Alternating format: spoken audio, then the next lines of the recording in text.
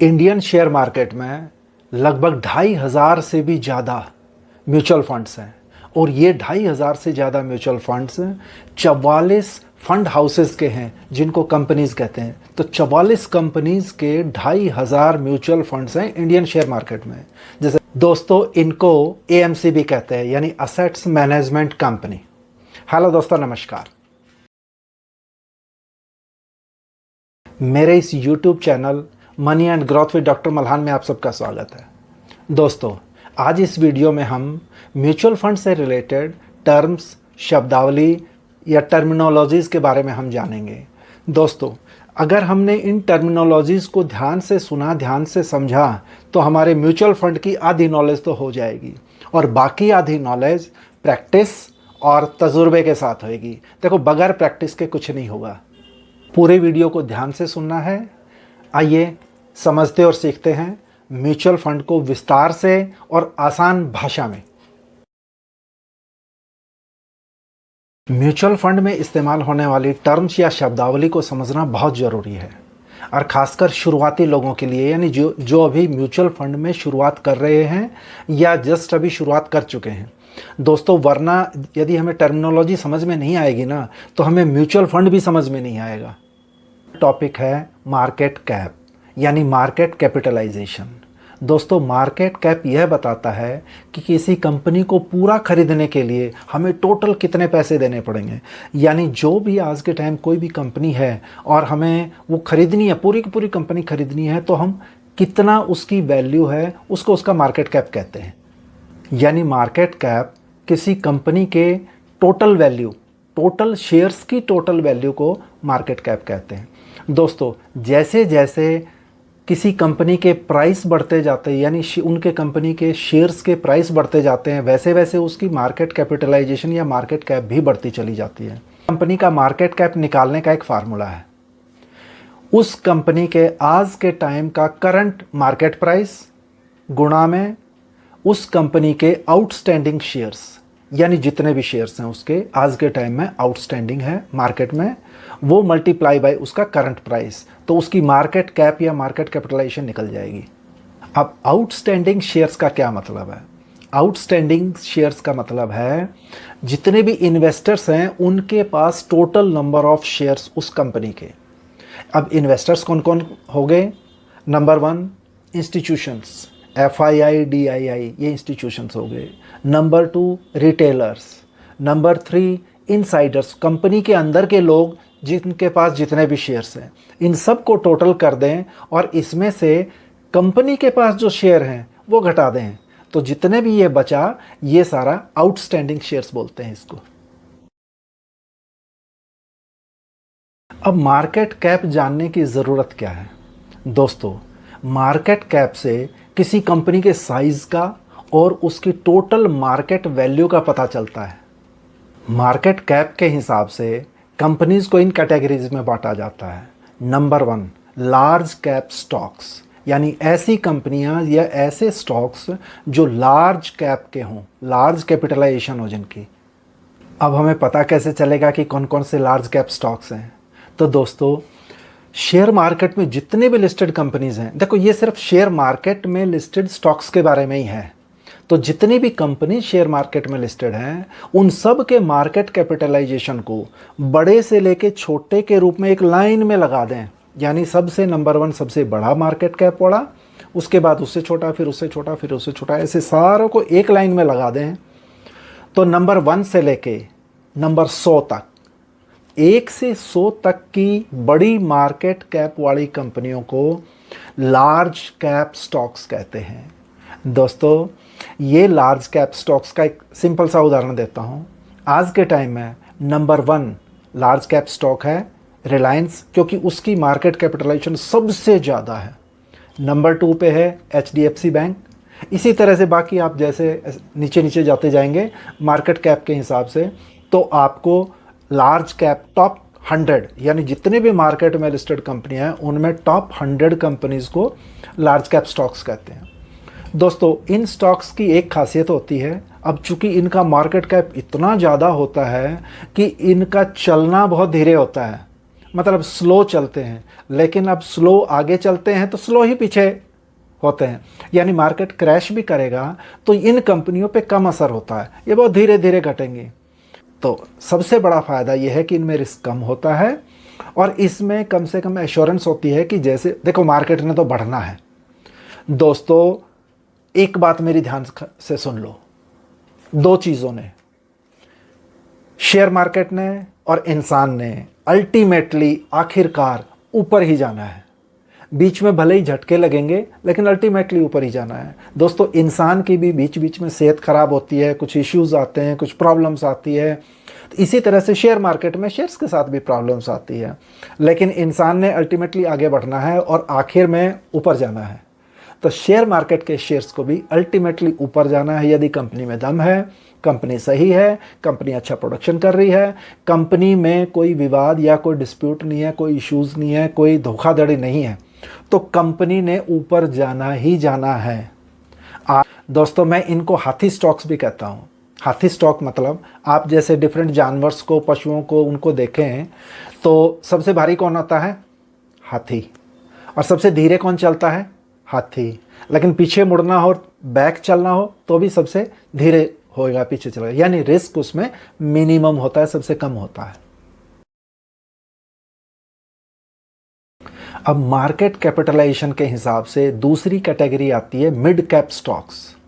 तो दोस्तों mid cap का नाम से ही पता चलता है कि मीडियम, मिड यानी मीडियम कैटेगरी के ये स्टॉक्स हैं। इनकी मार्केट कैपिटलाइजेशन मीडियम होती है। तो फिर वही सभी शेयर्स को एक से लेके नीचे तक एक लाइन में यदि लगा दिया तो टॉप 100 तो चले गए थे लार्ज कैप स्टॉक्स में। तो 101 से लेके 250 नंबर तक के स्टॉक्स मिड कैप स्टॉक्स कहलाते हैं। दोस्तों ये उससे ज़्यादा रिस्की होते हैं, लार्ज कैप से ज़्यादा रिस्की होते हैं, लेकिन मीडियम रिस्क होता है। कोई बहुत ज़्यादा रिस्क भी नहीं होता है, मीडियम रिस्क होता है। दोस्तों मैं इनको घोड़ा स्टॉक्स कहता हूँ। लार्ज कैप को हाथी स्टॉक्स और मिड कैप को घोड़ा स्टॉक्स। आप भी इनसे बड़े आराम से, आपको खेल खेल में, इजी मूड में, आसान शब्दों में, आसान भाषा में आप शेयर्स को, म्यूचुअल फंड्स को बड़े अच्छी तरह से समझ जाओगे।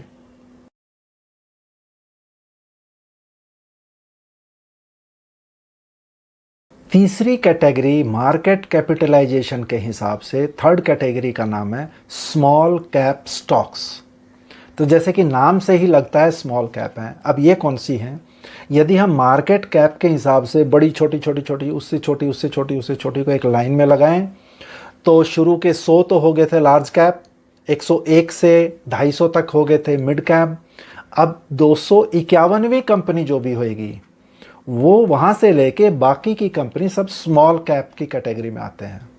दोस्तों मेजर जो सेबी ने, या मेजर तो लोग 3 ही कैटेगरी में बांटते हैं शेयर्स को मार्केट कैप के हिसाब से, लार्ज, मिड कैप और स्मॉल कैप। रिस्क लेवल के हिसाब से हाई रिस्क होता है, ये कंपनियां हाईली रिस्की होती हैं। दोस्तों इनको मैं चीता स्टॉक कहता हूँ। चीता यानी घोड़े से भी ज़्यादा फुर्तीला, घोड़े से भी ज़्यादा स्पीड होती है इनकी। यानी ये ऊपर जाने में भी उतनी स्पीड दिखाते हैं और नीचे आने में भी उतनी स्पीड दिखाते हैं, इसलिए रिस्की ज़्यादा होते हैं।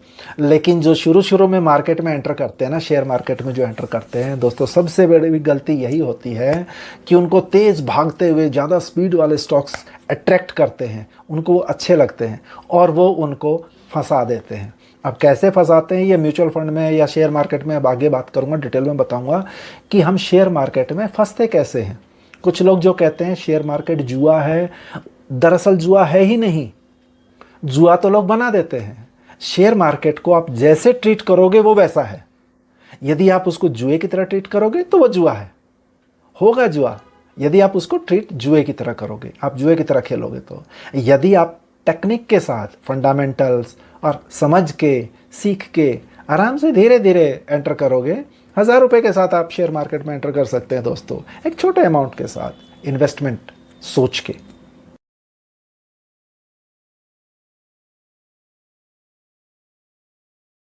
मार्केट कैप के हिसाब से अगली कैटेगरी आती है माइक्रो कैप स्टॉक्स। दोस्तों ये बहुत छोटी कंपनियां होती हैं, यानी स्मॉल कैप की आगे फर्दर 2 कैटेगरी और बनाई गई हैं। तो स्मॉल कैप से नीचे की कैटेगरी है एक, यानी चौथी कैटेगरी है माइक्रो कैप स्टॉक्स। वही जब इनको अरेंज कर दिया जाए या अरेंज न भी करें, ये सिंपल सी बात है, आप 1000 करोड़ से कम मार्केट कैप वाली कंपनियों को माइक्रो कैप कहते हैं, जिनकी मार्केट कैप 1000 करोड़ से भी कम है। तो दोस्तों ये बहुत रिस्की होती है, वेरी रिस्की होती है, लेकिन ये कंपनियां मिरेकल कर सकती हैं। मिरेकल मीन्स अजूबा कर सकती हैं।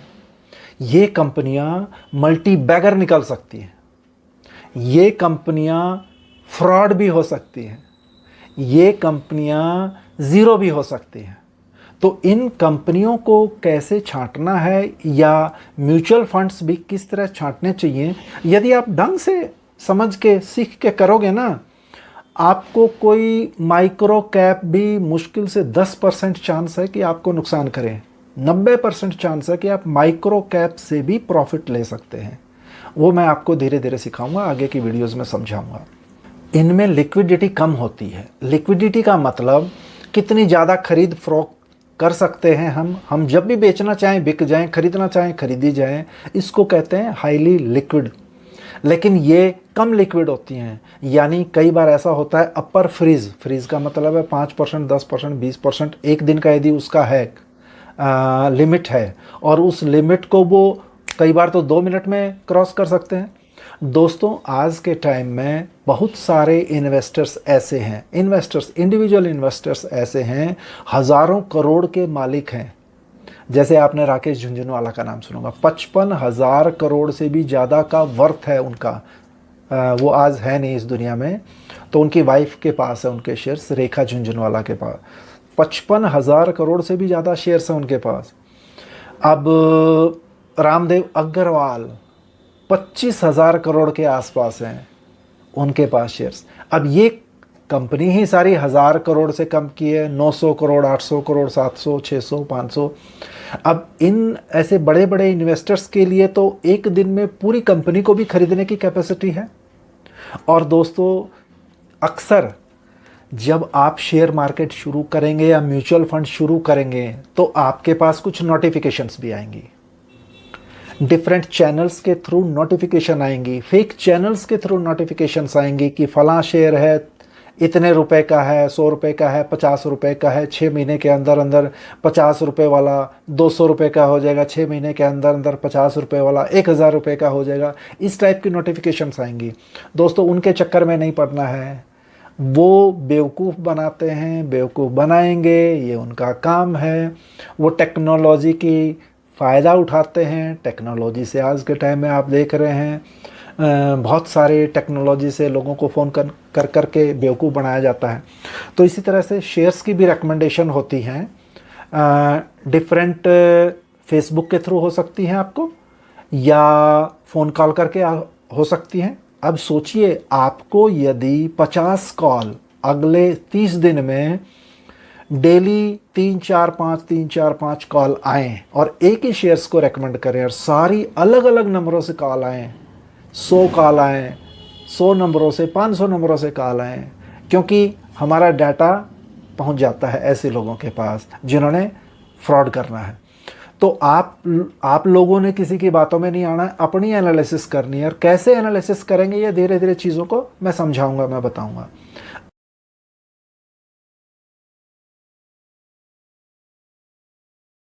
दोस्तों मार्केट कैप के हिसाब से आखिरी कैटेगरी होती है नैनो कैप की। अब नैनो का नाम ही है नैनो, एक नैनो कार भी आई थी टाटा जी की।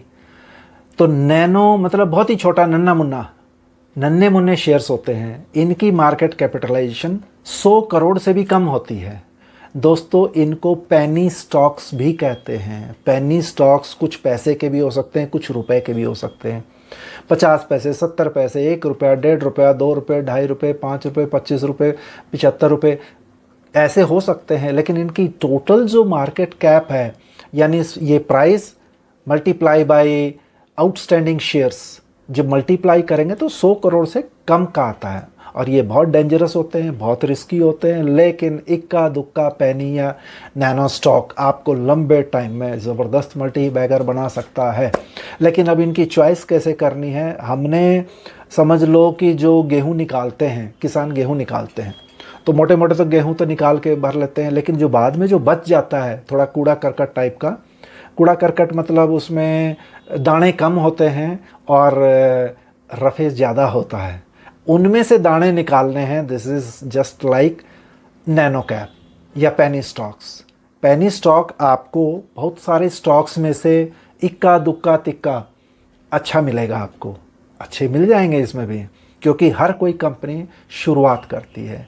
आज ज़रूरी नहीं कि आप यदि अपनी कंपनी स्टार्ट करें तो आपके पास सीधे 50,000 करोड़ की आप मार्केट वैल्यूएशन होएगी। नो, स्टार्टिंग में आपकी छोटी होएगी, लेकिन यदि आपके अंदर है, मादा है कि आप बहुत बड़ी कंपनी बन सकते हैं, तो इसी तरह आप जैसे कोई स्टार्टिंग में नैनो कैप भी ऐसी छोटी हो सकती है।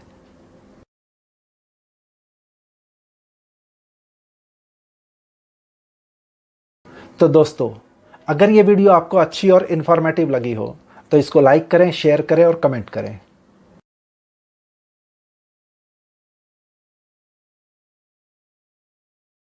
खासकर नए व्यूअर्स इस YouTube चैनल को सब्सक्राइब करके बेल आइकन और ऑल बटन दबाना ना भूलें, ताकि आपको फाइनेंशियल एजुकेशन से रिलेटेड जितने भी वीडियोस हैं उनकी नोटिफिकेशन आपको समय समय पे मिलती रहे। तो दोस्तों, have a nice day, keep in touch, thank you.